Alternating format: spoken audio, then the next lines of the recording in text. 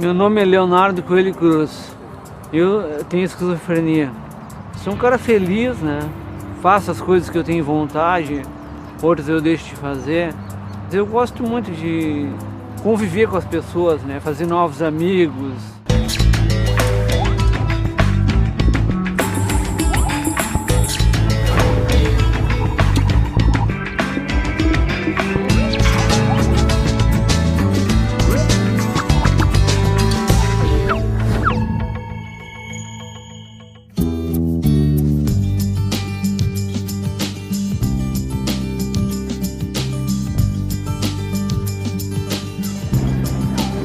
Perder o contato com a realidade, ter delírios e alucinações são os sintomas mais comuns da esquizofrenia. Um dos relatos mais frequentes da doença é que o paciente passa a ouvir vozes e pensa que está sendo perseguido.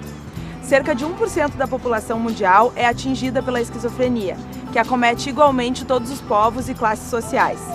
Hoje em dia, com o tratamento adequado, é possível dar uma boa qualidade de vida aos pacientes. Entretanto, o medo e o preconceito decorrentes da desinformação atrapalham e muito a vida de pacientes e familiares.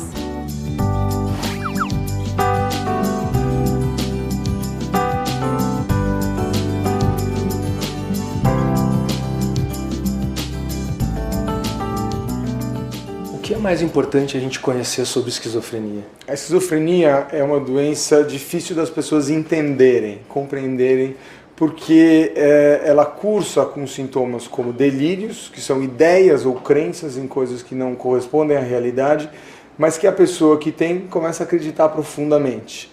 E é comum também que as pessoas tenham alucinações. O que são alucinações? Ouvir uma voz, às vezes a voz fala alguma coisa inconveniente, às vezes até dá uma ordem para a pessoa. Por que é difícil reconhecer? Porque a pessoa não vai te falar que ela está com a doença, ela simplesmente vai mudar o comportamento. E essa mudança de comportamento às vezes se confunde, por exemplo, com coisas da adolescência. Mudou de jeito de ser. Então, o que é fundamental é conseguir fazer o diagnóstico, perceber que tem alguma coisa errada.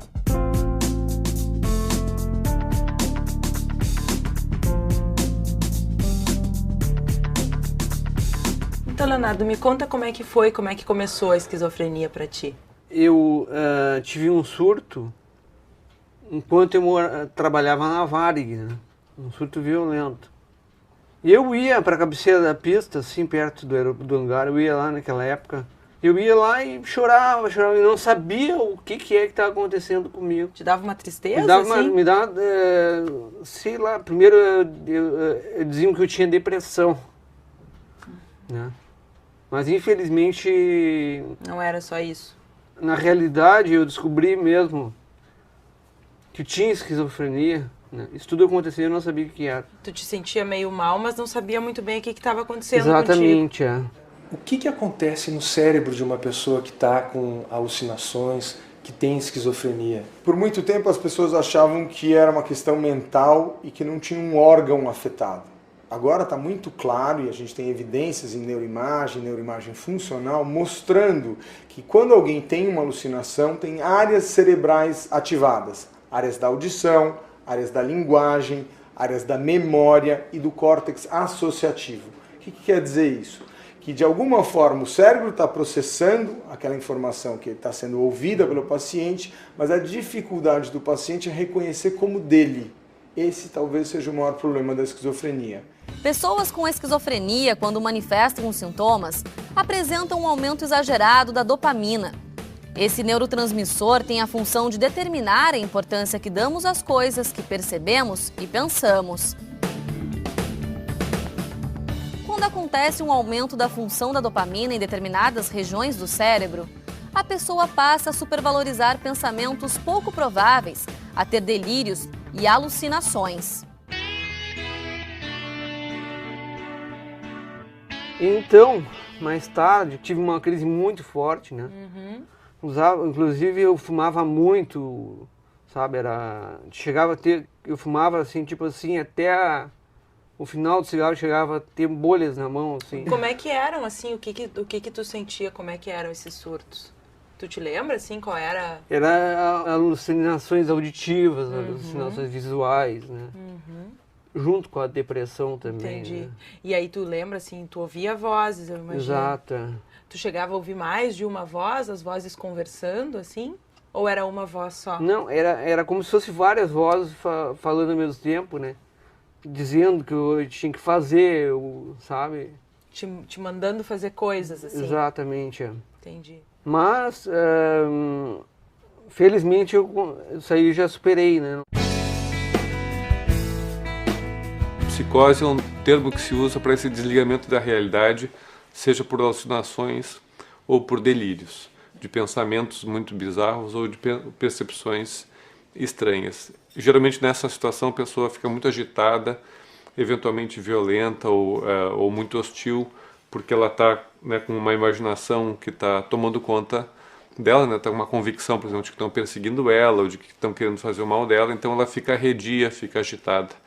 E esses são os períodos que a gente chama de surtos ou crises psicóticas, que em geral o melhor é encaminhar para uma internação psiquiátrica para evitar danos maiores para a pessoa e para as pessoas em torno e para ter um acompanhamento melhor da medicação. A pessoa eventualmente até coloca palavras que não são adequadas para aquele contexto ou não consegue fazer uma construção tão clara do que quer expressar. Às vezes fica girando em torno de um assunto ou não consegue ser preciso no que quer falar. Então, nos quadros mais graves, é um embaralhamento total de palavras, o que a gente chama de salada de palavras. Isso é nos quadros mais graves, mais deteriorados, que pode acontecer.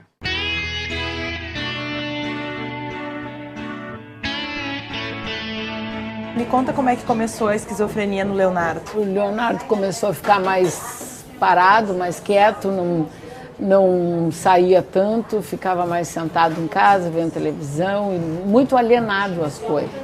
A gente começou a notar, mas achava que era normal na idade, e como ele trabalhava, e a gente sabia que no trabalho tinha uma competição e que era difícil enfrentar. Mesmo assim, durante esse período, ele já estava tratando com uma psicóloga, porque a gente notava já, quando ele estava estudando, que ele estava ficando com alguns probleminhas, então começou a tratar, mas não adiantou.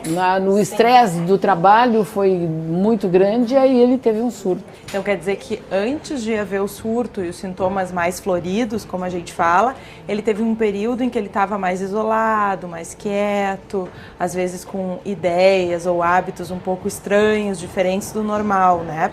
Mais ou menos isso. E isso é muito importante, porque a esquizofrenia, muitas vezes, ela começa assim. E a gente só vai se dar conta que isso já era a doença retrospectivamente, olhando para trás e se dando conta que o paciente já tinha começado a ficar um pouco diferente antes mesmo de ter o surto, né? Então aí ele veio a ter o surto. Sim. Ele estava no trabalho e lá ele começou a passar mal, ficou catatônico, talvez. Foi levado para o centro médico e aí foi preciso uma internação. E aí, então, aquele estresse todo de não saber o que está acontecendo, nem ele, nem nós, né? Toda aquela dificuldade, né? O diagnóstico é a partir da observação clínica e da entrevista com o paciente e com os familiares, para ver o que está acontecendo, e envolve também essa biografia, os anos que antecedem a presença do próprio surto psicótico, porque tem várias outras causas de surtos psicóticos, por exemplo, o uso de drogas ou uma psicose breve em função de algum estressor, que pode acontecer também, mas tem que ter essa presença de um quadro já mais crônico que vem vindo de alguns anos, com alguma alteração mais leve de comportamento, a pessoa fica esquisita, diferente do que era o seu normal, e começa a ter alguma conduta mais particular. Isso é o normal de acontecer com esses pacientes. E até que vem um momento em que realmente a coisa toma uma proporção muito maior e sai do controle tanto dele quanto do gerenciamento com a família. No começo do transtorno se tem um predomínio de delírios e alucinações e não muito a desorganização de pensamento ou retraimento afetivo. É um bom sinal, vamos dizer assim. Isso é mais bem tratado com os remédios e a pessoa pode ter uma volta de um funcionamento bastante próximo da normalidade. E tem os quadros que têm mais desorganização de pensamento e do comportamento. e retraimento esse afetivo, mais frios, mais distantes, em que daí é muito difícil voltar a um quadro pleno de saúde mental. Geralmente fica algum resíduo e quanto mais surtos tiver, mais vai tendendo a deixar marcas e prejuízos para essa pessoa. É claro que é uma doença crônica, ele está ótimo, ele sabe muito, tudo, todas as limitações, todas as coisas que acontecem com ele, sabe até onde ele pode ir, em tudo nós também sabemos, só que de vez em quando ele não está tão bem. Tem lá um dia que não está muito bem, como todas as pessoas, né? Um dia tu está bem, outro dia não está, mas é uma doença crônica, ela não tem cura, então... Tem que se conviver, né? Tem que se conviver. Em termos de pesquisas futuras, existe alguma novidade vindo por aí? O que a gente tem visto agora é que ela é uma doença progressiva. Quando ela começa, que a gente chama o primeiro episódio psicótico, na verdade já estavam acontecendo fenômenos dentro do cérebro e que atualmente a gente começa a identificar pessoas antes de que ela tenha o primeiro episódio psicótico. E várias estratégias no mundo inteiro estão sendo implementadas para evitar que comece a doença. Mas, no momento que ela começou, um tratamento efetivo determina uma evolução pior ou melhor. Então, o estigma de que a esquizofrenia tem uma evolução ruim está associado a um tratamento ruim e tardio. Ai, maravilhosa, minha família toda me aceita do jeito que eu sou. Foi especial sempre, né?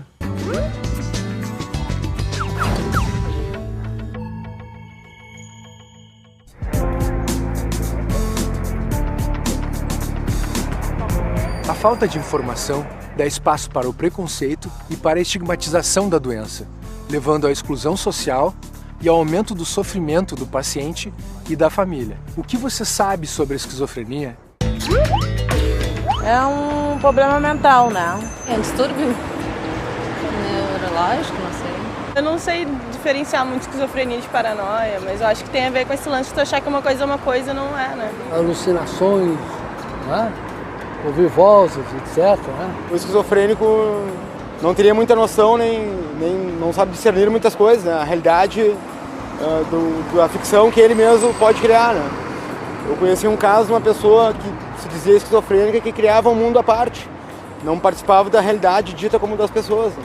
Eles vivem uma vida mais interior, né? O contato com o mundo é mais difícil. E o mundo também é difícil para eles, que o mundo também não aceita, né? Existe muito preconceito contra os doentes mentais. Acho que ela pode ter uma vida normal se ela estiver tomando medicação. Acho que ela não tem que ficar taxada, trancada, nada disso.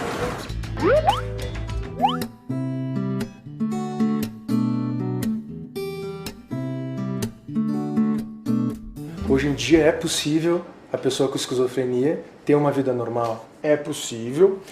Obviamente as pessoas que têm um transtorno mais grave têm mais dificuldade de ter uma adaptação, mas, por exemplo, o nosso centro trata médicos que têm esquizofrenia. Eu costumo dar o exemplo de um portador de esquizofrenia que a gente acompanha lá, que publica mais artigos científicos que vários dos meus mestrandos. Ele faz mestrado numa outra área.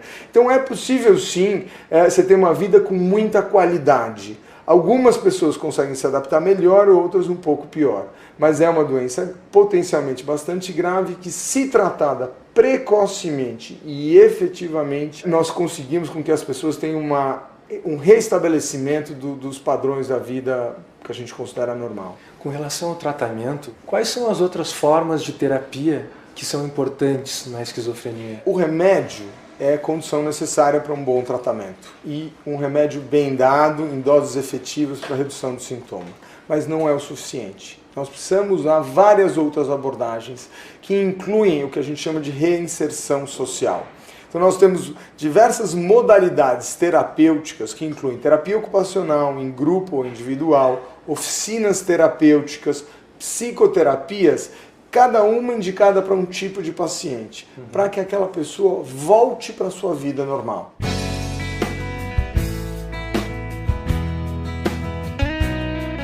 A terapia ocupacional ajuda os pacientes na vida diária dele, como organizá-los, né, no cotidiano dessas pessoas, porque eles têm muitas alterações cognitivas, como memória, juízo crítico, linguagem e no embotamento afetivo, né? São pessoas muito isoladas, né? E eu trabalho em grupo, geralmente é em grupo porque eles têm muitas dificuldades de se relacionar, né? Relações interpessoais. E isso ajuda, é um treinamento para a vida lá fora.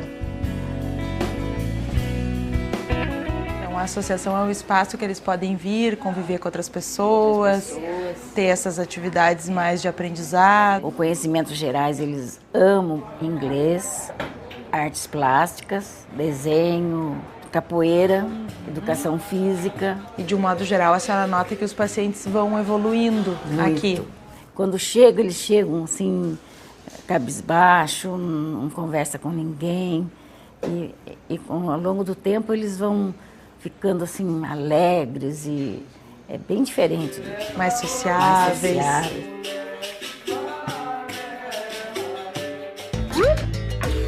Pessoas com esquizofrenia são violentas e perigosas? Nos momentos de surtos, né, as crises psicóticas com delírios e alucinações, elas podem ser perigosas, mas com o tratamento adequado deixam de ser perigosas e não vão ser violentas. O consumo de drogas pode desencadear a esquizofrenia? Sim, cada vez mais tem se concebido que a maconha pode fazer se manifestar os sintomas psicóticos e gerar um quadro de esquizofrenia. A cocaína também pode ser uma dessas drogas que induz psicose em pacientes vulneráveis e isso pode começar um quadro psicótico que venha a ser esquizofrenia. A esquizofrenia pode se manifestar na infância? Raramente se manifesta na infância, geralmente começa na adolescência. Pessoas com esquizofrenia podem trabalhar? Podem trabalhar se tiverem com a sua medicação bem ajustada e se tiverem com poucos sintomas e uma certa resistência a situações de um pouco de pressão e responsabilidade. Mas podem vir a trabalhar em trabalhos geralmente mais simples ou com menos carga horária do que seria o normal.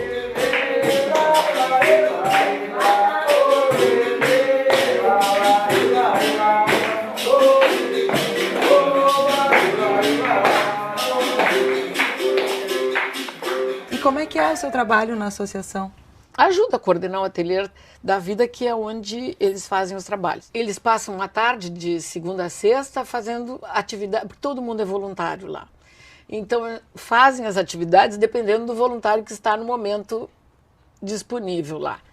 Então, no momento a gente tem um professor de educação física que está indo às segundas-feiras, nós tínhamos o de capoeira, eles tinham aula de dança, nós temos uma artista plástica que faz trabalhos manuais, eu, quando não tem ninguém, eu estou lá e ensino a fazer o que eu sei, e temos uma professora de português que dá cultura geral, trabalha com eles com textos e conversam, trocam ideias. Nós temos um outro voluntário, o seu Renato, que ele é sociólogo, então ele dá aula de cultura geral. E eles adoram, eles gostam mais disso do que trabalhos manuais. Porque, como a maioria deles tem o ensino do médio ao superior, tem gente formada na faculdade, foi o que ficou carente na vida deles, foi essa parte. Porque se eles não tivessem adoecido, eles estavam trabalhando, vivendo e sabendo da atualidade. Então eles ficam perdidos no tempo e no espaço. Então lá eles têm essa oportunidade então, de é um voltar. Espaço assim, de convivência e de aprendizado também, de estímulo. De estímulo. Somos todos voluntários. Sim. Então, eu acho que é um espaço social, de convivência. Eu costumo dizer para eles que eles estão entre os iguais, se fortalecendo para viver com os diferentes que estão fora. É importante compreender que o paciente com esquizofrenia pode não conseguir fazer mais do que fazia antes de adoecer. Nesse sentido, é importante que os familiares não depositem expectativa excessiva e possam aceitar os novos limites da pessoa. Hoje se sabe que a redução da pressão familiar melhora o prognóstico e diminui o número de recaídas. A família, primeiro assim, entender de que o paciente não é culpado por estar com esses sintomas, né? Uma coisa que a doença, qualquer doença é alguma coisa que sai do nosso controle, né? E a doença mental não é diferente disso. A pessoa não tem controle, agora vou parar de ouvir vozes ou vou passar a sentir um afeto que eu não estou sentindo. Isso aí é do quadro mesmo. Então ter essa percepção, essa aceitação, né, e poder se colocar de uma maneira proativa dentro do tratamento para fazer as coisas acontecerem da maneira certa, né? E as consultas, se tiver que ter uma reabilitação psicossocial também, ir conseguir levar o paciente. E me conta como é que é conviver com a tua família, assim, como é que é a convivência? Ai, maravilhosa, minha família toda me aceita do jeito que eu sou. Foi especial sempre, né? Esse contato que eu sempre tinha com eles, né? E tu sente que tem o apoio da tua família, então, da tua mãe, do teu pai, como é que é? Eles te ajudam? Olha, eles me ajudam em tudo, né? Tem certas coisas assim que eu ainda não administro totalmente, que é meus deveres assim com relação ao dinheiro e tal, né? Aí tu precisa da ajuda deles, assim. Isso. Mas não é uma questão de que eu não possa fazer, entendeu? Sim. Eles me tratam tão bem, sabe? Que eu sempre deixo para eles fazerem as coisas para mim, né? Facilita muito, né? As medidas mais óbvias de saúde em geral são fundamentais. Além de você se alimentar bem, dormir bem, ter boas relações, sociabilidade é uma coisa fundamental para o cérebro, não usar drogas, não se expor. Estímulo é fundamental para o cérebro. O que é estímulo? Estudar, desafios intelectuais, leitura, curiosidade, busca de novos conhecimentos, isso tudo exercita o cérebro, mais atividade física. Me conta como é que tá a tua vida hoje em dia um pouco. A minha vida hoje em dia se resume, tipo assim, HFAP, né?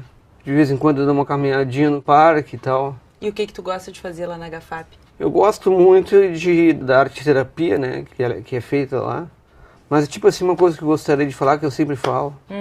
Que eu acredito assim que nós como esquizofrênicos, né, temos que lutar contra o estigma da doença. Porque lutar contra uma coisa que a gente tem que assumir porque passa por aquilo aí, né? É da vida, né? É da vida. Acontece contigo, vai acontecer com outras pessoas também, né? Exatamente. Eu me considero das pessoas que tiveram esse destino de ter o convívio com a esquizofrenia, me considero privilegiada, porque pude fazer o que eu fiz pelo meu filho, tirar ele do buraco. Eu, meu marido, minha família me ajudou, né? Mas não é qualquer. Também não podemos criticar nem condenar, porque tem gente que não tem condições de deixar de trabalhar para atender o filho. Então tem diversas situações, e é lógico que quem pode, consegue, que se dedica e que tem tempo e que pode fazer, vai ter um melhor resultado, isso é óbvio, né? Eu não deixei nunca o Leonardo em casa para não mostrar ele para os outros, sabe? Eu levei em todos os lugares possíveis, festas, em todos os momentos de reunião, de família, e seja o que for, o Leonardo sempre foi junto. É possível ter esquizofrenia e ser saudável? Sim, lógico que é. É possível ser bipolar e ser saudável, ter depressão e ser saudável. Quer dizer, alguém com esquizofrenia bem tratado fica saudável. O que caracterizaria então um esquizofrênico saudável? Alguém que faz o tratamento corretamente, que entende a sua doença. Entender a doença é fundamental, tanto para o indivíduo quanto para os familiares. Certo? Porque é um impacto grande alguém que se desorganiza. Então, o conhecimento da doença ajuda muito a pessoa a se tratar. Então, ser saudável é saber o que tem e se cuidar. E buscar uma vida que se aproxime com os seus próprios desejos. Eu gostaria de me casar. Então, se casar. Eu gostaria de fazer faculdade, eu gostaria de trabalhar em alguma coisa, eu gostaria de me autogerenciar. Isso está associado à saúde. Ser saudável, eu acho que é ser feliz, alcançar o potencial que tu tem que alcançar para ser feliz, né?